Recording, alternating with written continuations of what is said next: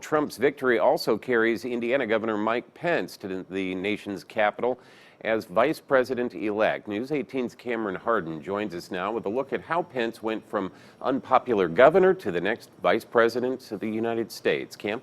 Yeah, Pence will be returning to Washington, D.C. for the first time in 4 years, but this time as Donald Trump's right-hand man. However, only a few months ago, his future looked bleak.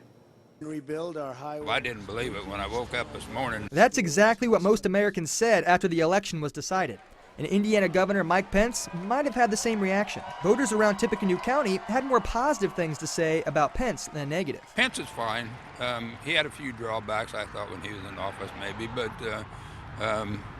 I think he'll make a fine vice president. Mike Pence, I don't know. I don't have much to say about him. I think he's there to do good. I think he did good things before he left, and I just don't think that everything that he wanted to do was popular. What's right and what's popular is not always the same thing. Pence was a strong congressman in D.C. from 2003 to 2013, but just a few months ago, Pence's future was shaky at best. His approval ratings in Indiana had reached an all-time low, and he was getting ready to face off once again against John Gregg for Indiana governor, a candidate he barely defeated in a three-way race in 2012. C-SPAN's Robert Browning believes the VP position could be a perfect fit for Pence. They seem to get along well.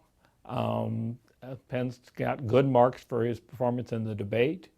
So I think what we might see is that the president using him as a liaison to certain groups that the President Trump isn't as strong with, particularly conservative groups. Some hope Pence's strong ties to Indiana give the state more pull in D.C. Just like when Dan Quayle was in there, it gives Indiana a little stature, maybe in the country. Maybe people are going to notice Indiana a little more. For somebody like Mitch Daniels, who has connections to Pence, it opens doors. It lets people have a contact in Washington that's pretty high up.